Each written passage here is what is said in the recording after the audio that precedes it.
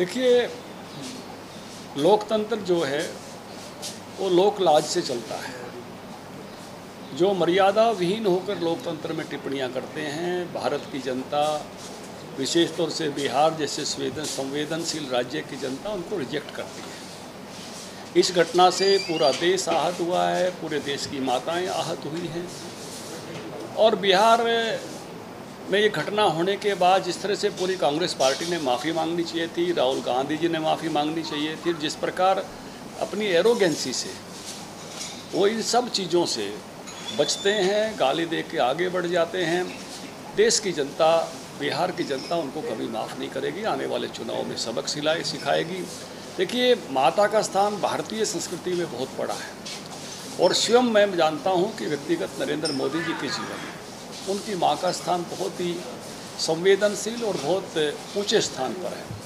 मुझे याद है जब वो हरियाणा के प्रभारी थे तो उनका एक पूरा भाषण इस विषय पर था, मातृत्व ही नेतृत्व है। उन्होंने लीडरशिप की क्वालिटी माँ से सीखी और देश के सर्वोच्च पद तक पहुँचे और दुनिया के सबसे पॉपुलर नेता बने। अपनी फ्रस्ट्रेशन में कांग्रेस पार्टी के लोग इस प्रकार के ओछे शब्दों का इस्तेमाल करते हुए इस प्रकार की टिप्पणियां की हैं, बिहार उनको कभी माफ़ करने वाला नहीं है, भारत उनको कभी माफ़ करने वाला नहीं है। आने वाले चुनाव में उनको ज़रूर सबक सिखाएगा।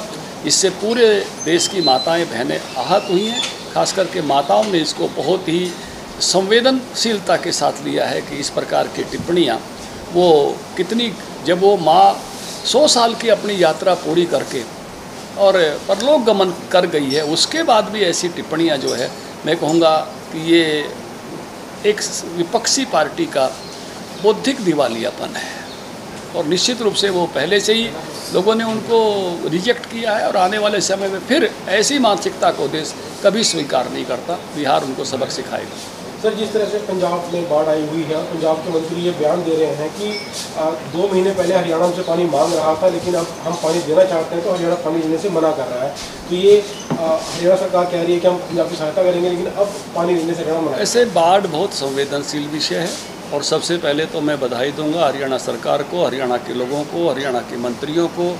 पूरी संवेदना के साथ उन्होंने पंजाब की बाढ़ को लिया है और जो भी सहायता चाहिए वो सब लोग भी कर रहे हैं और सरकार भी पूरी तरह से तत्पर है। नायब सैनी जी ने आगे बढ़कर कहा। और ऐसे विषय पर जब आपदाएं आती हैं और उस समय कोई इस प्रकार की टिप्पणी करता है तो उसके मानसिक स्तर का आप अंदाज़ा लगा सकते हो। इसके बावजूद भी मैं कह रहा हूँ, अगर पानी का बंटवारा और किसी भी समय में जब ज़्यादा पानी हो, जब किसी दूसरे के राज्य को देना हो, तो चैनल ज़रूर चाहिए, क्योंकि जो चैनल है वो पूरा भर के आता है। हम भाखड़ा मेन ब्रांच में और पानी डाल नहीं सकते, इसलिए हम कहते हैं कि जब सरप्लस पानी हो तो SYL चाहिए। बंटवारा तो समय समय पर हो सकता है, बिना SYL के कैसे आ सकता है। तो जो इस समय भी कटाक्ष के रूप में कह रहे हैं, उनको भी मैं कह रहा हूँ कि SYL बनाइए। ज़रूरत होगी, जिन भी राज्यों को ज़रूरत होगी वहाँ तक पानी पहुँचाया जा सकेगा। सर, एक पंजाब के विधायक हैं पठान माजरा, और उनकी तरफ से एक बयान दिया गया था कि जो पंजाब की सरकार है दिल्ली से चलती है, दिल्ली दरबार से चलती है, और उसके बाद पंजाब सरकार की तरफ से, पंजाब प्रशासन की तरफ से उन पर कार्रवाई की गई। 376 का पर्चा दर्ज किया गया। उनको गिरफ्तार करने के लिए करनाल में दबिश भी दी गई। उसके बाद ये जानकारी मिल पा रही है कि वो पुलिस पर फायर करके भागे। तो ये विधायक जो हैं अपनी पार्टी के खिलाफ जब आवाज़ उठाते हैं तो इस प्रकार की कार्रवाई होती है। ये आपको लंबा राजनीतिक अनुभव है, किस प्रकार से देखते हैं सर इस प्रकार? देखिए, हमको लग रहा था कि इस दल की मैच्योरिटी बढ़ेगी। शासन में आना एक बात होती है और मैच्योरिटी एक अलग विषय होती है। और इस तरह की घटनाएं आपको पहले याद है, जो ही पंजाब की सरकार बनी थी, भाजपा के एक प्रवक्ता पर किस प्रकार का केस बनाकर पंजाब की पुलिस और उसको उठाने पहुंची थी। ये फुल्ली इमेच्योर बिहेवियर नहीं था? कितने सारे राज्यों में किन किन की सरकारें हैं। इस तरह से अगर व्यवहार करने लगेंगे किसी एक सरकार के होने से तो किस तरह से। ये तो आपके विधायक हैं जिन्होंने अंदर से बहुत सारी चीज़ों को रियलाइज़ किया है, रियलाइज़ करने के बाद अभिव्यक्ति दे रहे हैं। कौन से दल हैं? जिन दलों के नेता या विधायक या सांसद अनेक बार अपने दलों के मुद्दों पर सवाल नहीं उठाते। लोकतंत्र है भाई, नेचुरल है, उठते हैं, लेकिन उन संस्था की प्रतिक्रिया हमेशा मैच्योरिटी की होती है। दल संस्था है, सरकार उससे भी बड़ी संस्था है। दल और संस्थाओं की अगर प्रतिक्रियाएं मैच्योर नहीं हैं, इमेच्योर हैं, तो भाई फिर भगवान रखवाड़ा है। फिर ऐसे दलों के बारे में क्या कहा जाए कि वो किस जगह पर खड़े हो गए, लोगों ने उनको क्या दे दिया, लेकिन उनका व्यवहार अभी क्या गली मोहल्ले वाला है क्या? गली मोहल्ले में भी समझदार लोग मैच्योरिटी से बिहेव करते हैं कि भाई ये कर दिया तो ये कर दो, ये कर दिया तो ये कर दो, वहाँ भी लोग मैच्योरिटी दिखाते हैं समझदार लोग। ये तो उससे भी नीचे का व्यवहार है। कोई, मुझे लगता है कि इस व्यवहार की जानकारी, निंदनीय शब्दों की आवश्यकता नहीं है, इस व्यवहार की जानकारी अपने आप में काफ़ी है कि कैसे लोग हैं। सर, एक SIR को लेकर बिहार में काफ़ी विवाद मचा है और कह रहे हैं कि वोट चोरी, बहुत सारे वोटों को जो बाहर कर दिया गया है। विपक्ष मतलब और राहुल गांधी जी ये कह रही कि वोट चोरी तो एक मुद्दा था, SIR दूसरा मुद्दा, अब नया आयुर्वेदिक बम के तौर पे एक नया मुद्दा उठ गया। देखिए, बात सुनिए,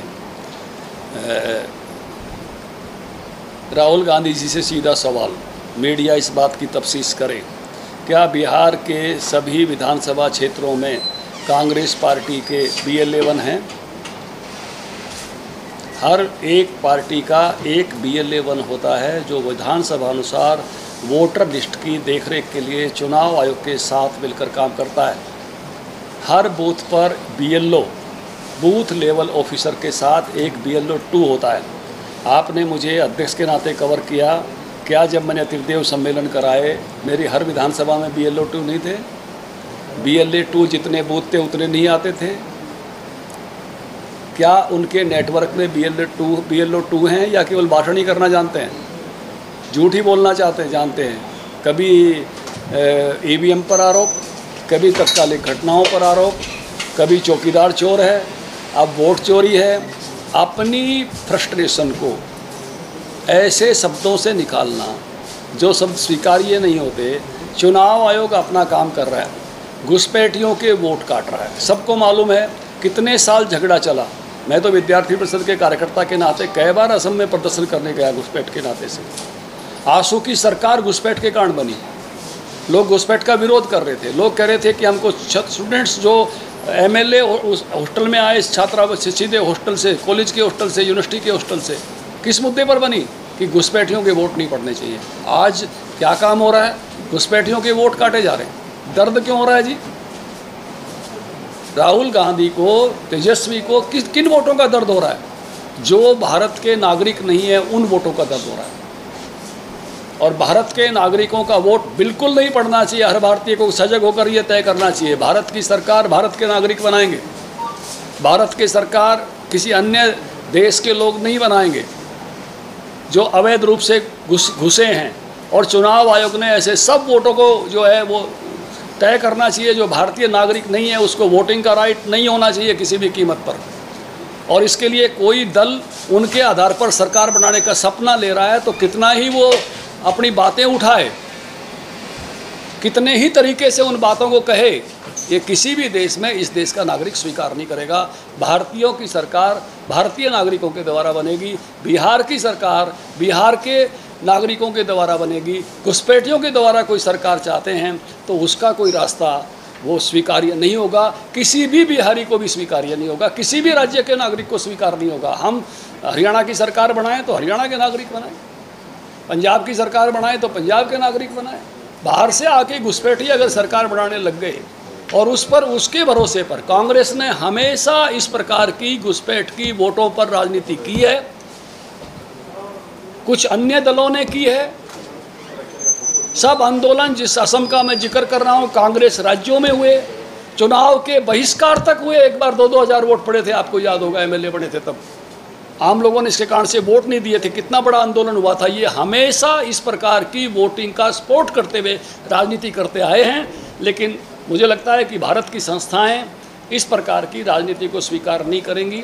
भारत एक महान देश है, भारत का न्यायालय, भारत का चुनाव आयोग, भारत की संस्थाओं का आदर करना। आप एक बात समझिए, 60 साल तक कांग्रेस पार्टी का राज्य था, विपक्षी नेताओं ने जेड़े काटी हैं, देश की संस्थाओं पर सवाल खड़े नहीं किए। इमरजेंसी में सभी नेताओं ने गलत मुकदमों पे जेड़े काटी तो भी न्यायालय पर सवाल खड़े नहीं किए। कितने धैर्य से आपने उस समय को झेला है। इन पर एक मुकदमा बन जाए, न्यायालय पर सवाल खड़ा करने लगते हैं, देश की संस्थाओं पर सवाल खड़ा करने लगते हैं। इनको चुनाव नहीं जीत रहे तो चुनाव आयोग पर सवाल खड़ा करने लगते हैं। सबसे मजबूत लोकतंत्र है भारत का और प्राचीन लोकतंत्र है, और लोकतांत्रिक संस्थाओं का सम्मान देश के हर नागरिक को करना चाहिए। और जो दल अपनी राजनीति ओछी राजनीति के लिए नहीं कर रहे, देश उनको देख रहा है।